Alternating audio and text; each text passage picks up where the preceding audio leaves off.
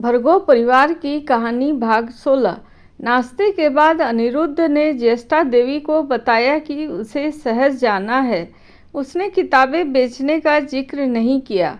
उसे डर था कि वे उसे पैसे की बर्बादी के लिए डांटेंगी और रोक लेंगी। वह यह भी नहीं बता सका कि वे सिर्फ हल्की फुल्की कहानी की किताबें हैं। इससे परिवार को निराशा होती, सोचते हुए कि उसने उनकी कड़ी कमाई को मनोरंजन पर उड़ा दिया बजाय पढ़ाई के। इसलिए अनिरुद्ध ने बस इतना कहा कि उसे शहर में कुछ काम है, बस किताबें बिक जाने और पैसे लौट आने पर तब वह समझा देगा। भले ही बाद में वे डांटे, काम तो हो चुका होगा और वे इसे पलट नहीं सकेंगी। ज्येष्ठा देवी ने जब सुना कि वह शहर जा रहा है तो वे तुरंत अंदर जाकर उसके लिए पैसे लाने चली गई। उनकी याददाश्त ज़्यादा अच्छी नहीं थी। स्कूल शुरू होने वाला था और वे भूल गई थी कि उसे पहले से कागज़, ब्रश और स्याही की ज़रूरत होगी। अनिरुद्ध ने उन्हें सिक्कों की एक थैला लाते हुए देखा और जल्दी से हाथ हिला दिए। वह तो वाकई सिर्फ सूचना देने आया था, पैसे मांगने नहीं। लेकिन ज्येष्ठा देवी मानने को तैयार नहीं हुई। शहर कैसे जा सकता है बिना पैसे के? वे अपने पोते की संवेदनशीलता की सराहना करती थी, लेकिन पढ़ाई के मामले में उनका मानना था कि पैसे कभी नहीं बचाने चाहिए। अनिरुद्ध के पास कोई चारा न था सिवाय पैसे स्वीकार करने के। इसके बाद वह ललिता के साथ शहर के लिए रवाना हो गया। मूल रूप से अनिरुद्ध ने बैलगाड़ी से जाने की योजना बनाई थी, लेकिन वह पैसे खर्च करता। लोग आमतौर पर बैलगाड़ी तभी लेते थे जब भारी सामान बेचना होता। एक यात्री का किराया प्रत्येक तरफ के 3 तांबे के सिक्के थे। 2 लोगों के लिए राउंड ट्रिप में कुल 12 सिक्के। उसने सोचा और पैसे बचाने का फैसला किया। वैसे भी जल्दी नहीं थी और पैदल चलना अच्छा व्यायाम होता। शहर पहुंचने पर अनिरुद्ध ने वह किताब की दुकान ढूंढ ली जहां वह पहले जाता रहता था। चूँकि स्कूल अभी शुरू नहीं हुआ था, कारोबार सुस्त था। दुकानदार काउंटर पर बैठा हिसाब लगा रहा था। अनिरुद्ध को देखते ही उसने उत्साह से अभिवादन किया। यह तो उसके नियमित ग्राहकों में से एक था। अरे युवा मालिक, कितना अच्छा समय आ गया। कल ही हमें प्रांतीय लेखक की नई कहानी की किताबें मिली हैं। आप बिल्कुल सही समय पर आ गए। देखना चाहेंगे? दुकानदार जी, मैं आज किताबें खरीदने नहीं आया हूँ, अनिरुद्ध ने कहा। ओह, किताबें नहीं खरीद रहे? दुकानदार ने सोचा, फिर कहा, आहा, समझ गया, स्कूल तो शुरू होने वाला है ना। आप कागज़ और स्याही के लिए आए होंगे। मेरा कागज़ हमेशा सस्ता होता है। कितना चाहिए? अनिरुद्ध ने जारी रखा, मैं वह भी खरीदने नहीं आया। फिर उसने अपनी टोकरी से सारी किताबें निकाल ली।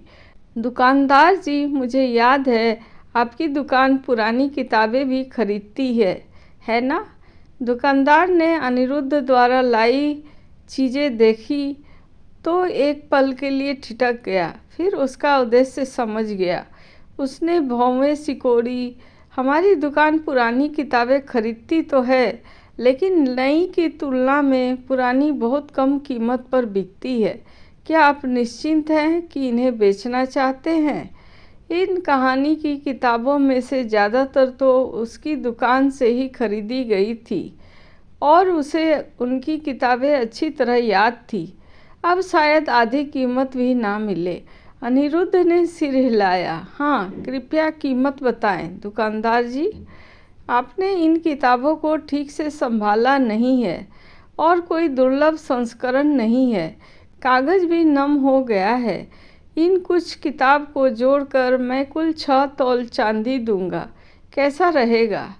ठीक है, अनिरुद्ध ने जवाब दिया।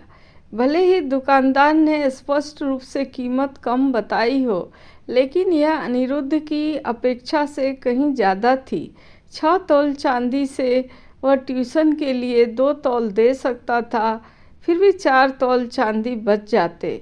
उसने 1 तौल से कम में एक ढेर कागज़ और एक स्याही की बोतल खरीदी। पढ़ाई में कागज़ और स्याही तेजी से खर्च होते थे, इसलिए उसे स्टॉक करना पड़ता।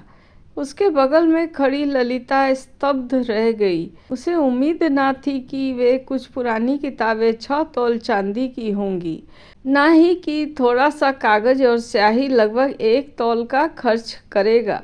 कोई आश्चर्य नहीं कि सब कहते थे पढ़ाई महंगी है। जब वे दुकान से निकले तो 5 तौल चांदी बची थी।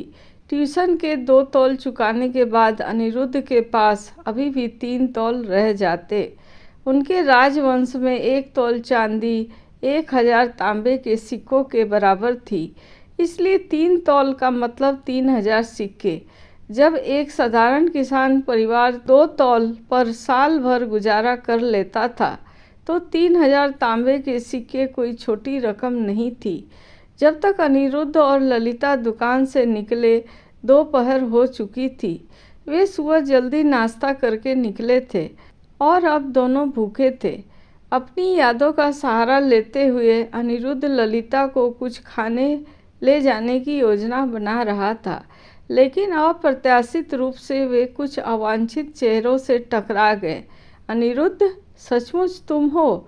स्कूल तो शुरू भी नहीं हुआ और तुम पहले से ही किताबें खरीद रहे हो। स्वर व्यंग्यात्मक था, दोस्ताना नहीं।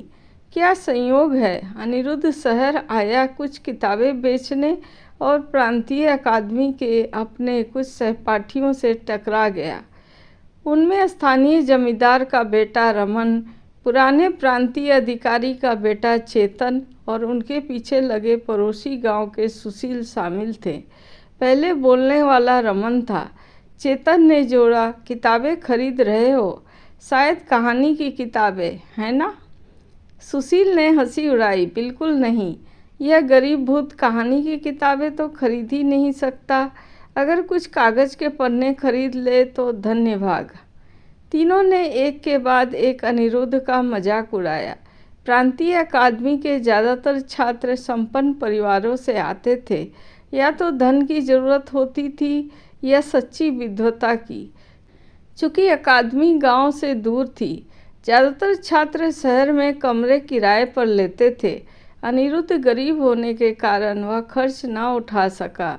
उसका परिवार पहले से ही उसकी पढ़ाई का बोझ उठाने में जूझ रहा था। किराया तो दूर की बात, जो पढ़ाई का खर्च उठा सकते थे वे आसानी से आवास का भी। इसलिए लगभग सब लड़के प्रांतीय शहर में रहते थे।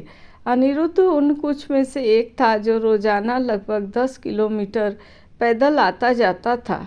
धनी छात्र अक्सर इसका मजाक उड़ाते थे। अनिरुद्ध उनके व्यवहार को जानता था और उनसे उलझना नहीं चाहता था। ललिता को खींचते हुए वह इधर उधर से निकलने की कोशिश कर रहा था, लेकिन वे जानबूझकर उसके रास्ते में खड़े हो गए। कहाँ जा रहे हो? दोपहर हो गई, हमारे साथ दोपहर का खाना क्यों नहीं खा लेते? रमन ने कहा। बेशक, उसका मतलब उसे खिलाना नहीं था, मतलब अनिरुद्ध को भुगतान करना पड़ता। अनिरुद्ध ने अनदेखा किया और ठंडे स्वर में कहा, हटो। ललिता ने उसके बाजू को कसकर पकड़ लिया, उसके पीछे छिपकर। वे आदमी भयानक लग रहे थे और वह डर गई थी। अरे वाह, रमन मुस्कुराया। क्या हम अब तुमसे बात करने के लायक भी नहीं रहे, भाई? नहीं, अनिरुद्ध ने शांतिपूर्वक जवाब दिया। मैं तो बस डर रहा हूँ कि मेरे ये कपड़े तुम्हारी सीटों को गंदा ना कर दे। मुझे अभी काम निपटाना है, माफ़ कीजिए। कितना गरीब आदमी, सुशील ने घृणा से कहा, मानो वह खुद गरीब पृष्ठभूमि से ना हो। ललिता का चेहरा गुस्से से लाल हो गया। विद्वान होने का दावा करने वाले लोग उसके पति के बारे में इतनी असभ्य बातें कैसे कर सकते थे। अब ये कहानी का 16वां भाग ख़त्म होता है। 17वें भाग के लिए अगला वीडियो देखिए। नमस्कार।